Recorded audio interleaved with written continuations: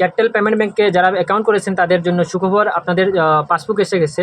আপনাদের নিয়ারেস্ট যেই CSP centre আছে যে আমার এয়ারটেল পেমেন্ট ব্যাঙ্কের পাসবুক এসে গেছে। যারা যে কোনো সিএসপিতে যারা এয়ারটেল পেমেন্ট ব্যাঙ্কের অ্যাকাউন্ট ওপেনিং করেছেন তারা আমার এখান থেকে এসে আপনারা পাসবুক নিয়ে যেতে পারেন। আপনার আধার কার্ড এবং আপনার যে মোবাইল নাম্বার দিয়ে আপনি অ্যাকাউন্ট ওপেন করেছেন সেই মোবাইল নাম্বারটি নিয়ে আসবেন, আর আপনি সরাসরি অ্যাকাউন্টটি নিয়ে যেতে পারেন।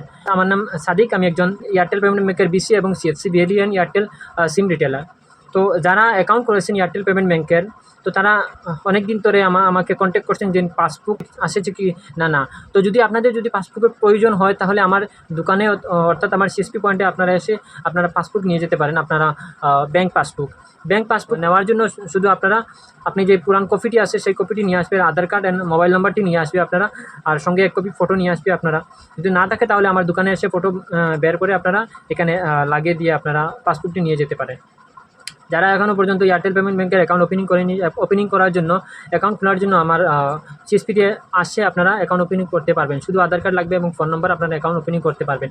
আর যাদের এটিএমের প্রয়োজন এয়ারটেল পেমেন্ট ব্যাঙ্কের, আর যদি আপনারা ব্যাঙ্কিং অ্যাপস থেকে যদি আপনারা অর্ডার দিতে পারেননি, তো আমার এখান থেকে সরাসরি আপনারা এটিএমটি নিতে পারেন।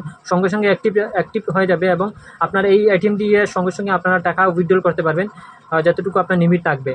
তো যদি আপনি অন্য কোনো সিএসপিতে যদি অ্যাকাউন্ট করেন তাহলেই নিতে পারবেন আপনি ব্যাঙ্ক পাসবুক এবং এটিএম সকল সুবিধা আমার এখানে পাবেন, অন্য কোনো যদি সিএসপিতে আপনারা অ্যাকাউন্ট ওপেন করে থাকেন।